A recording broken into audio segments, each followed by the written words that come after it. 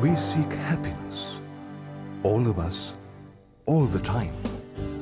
It's our nature. Ask anyone, anywhere, what is happiness? It's not hard to define. Family, friends, love, good health, security, a world at peace, the time and freedom to enjoy life's pleasures. In what we want, we're all very much alike. But how long does this happiness last, for which we sacrifice so much? A few moments, a few hours, maybe a few days. Then it's gone. Ask not what your country can do for you. Ask what you can do for your country. John F. Kennedy must have known happiness. Born to fortune, good looks, and keen intelligence, he rose to the most powerful political office on earth. But suddenly,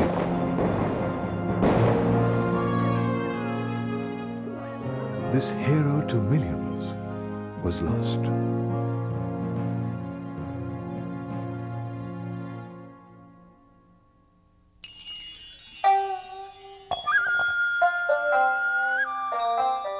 Japan, an enchanted and ancient land whose majestic mountains and peaceful countryside have inspired poetry, music, and the arts. People here enjoy one of the highest per capita incomes of any country on earth. Japan's national economy and its technological industry are among the strongest in the world. Then, one morning, the earth shakes, and this edifice of culture and technology crumbles like a house of cards.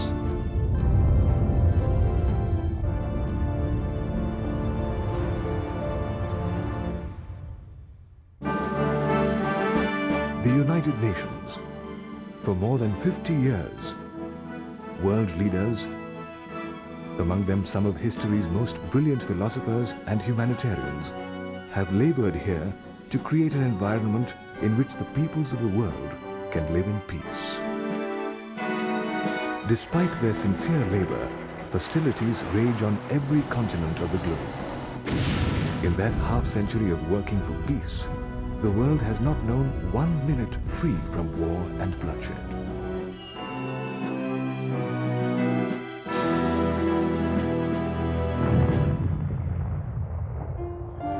We seek good health. And in recent years, medical science has conquered diseases that have plagued humanity for centuries. But despite these advances, we are threatened by disease today as much as at any time in our history. Cancer, AIDS, heart disease have no regard for nationality, race, or culture. My daughter was 2 days old, and the doctor told me that her main arteries were the wrong way around and that she needed heart surgery. As it was, I was exhausted after the birth, and so when he told me this, I couldn't believe it. My baby was in an incubator for 5 months, and she had wires and tubes connected to her, and it was just so hard to watch that.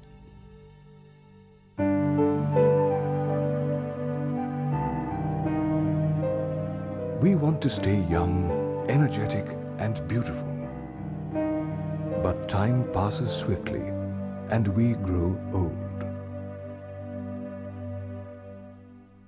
Over the centuries, humans have toiled relentlessly to improve the conditions of life. As a result, this moment is the most technologically advanced in the history of humanity. The changes have been nothing short of breathtaking. We communicate faster, travel more widely, and produce a greater variety of products than at any other time in the history of our planet. Change is the moment-to-moment principle by which we live.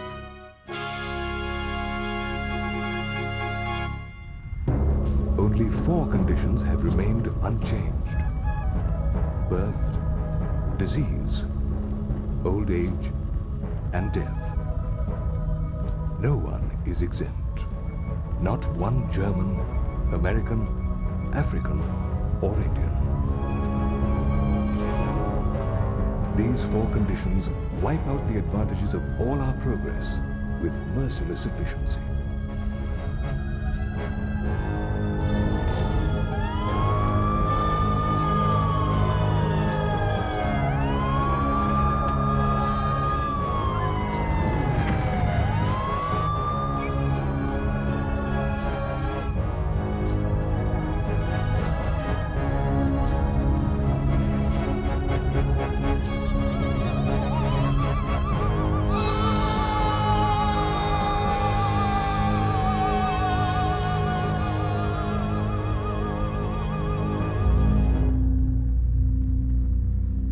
Where have we gone wrong in our search for happiness?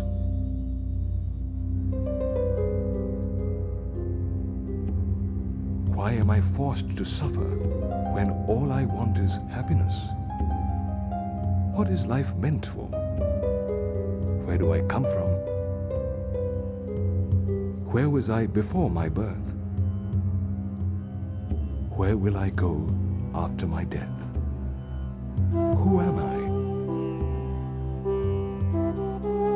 तस्मात् सर्वेषु कालेषु मामनुस्मरयुध्य च मय्यर्पितमनो बुद्धिः मामे वैश्यस्य संशयः.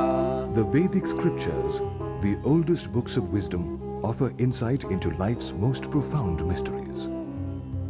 These ancient texts direct us to shift attention from the temporary to the permanent, from matter to spirit, from the body to the soul. Ignorance of our spiritual nature and false identification with our body are the root causes of all suffering in this world. Our endless endeavors to gratify the senses can never fulfill the spirit soul. For the soul is not of this world. The Vedas enlighten us about our spiritual nature. They also describe ways to achieve true, lasting happiness by reviving our eternal relationship with the Supreme Lord.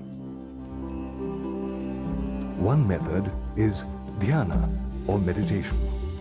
This requires that one renounce family, home, and comforts, go to a solitary place in the forest, and perform severe austerities for many years. Yagna, or sacrifice, is another method. This requires elaborate offerings into a sacrificial fire, according to exacting rituals and accurate chanting of Vedic mantras by highly qualified brahmanas.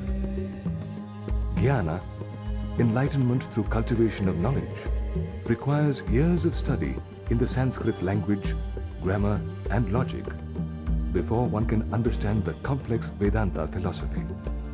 Meditation, sacrifice, cultivation of knowledge. How practical are these for a contemporary world which places so many demands on us? These methods were recommended in previous yugas when life was simpler and more conducive to contemplation and spiritual practice. The Vedas state, there is a method just suited to our world and time. Sankirtana, chanting the holy names of God.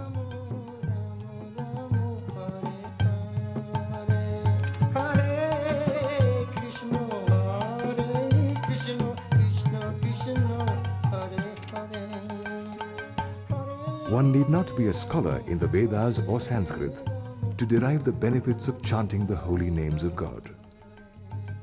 This process can be performed by anyone, anywhere, at any time.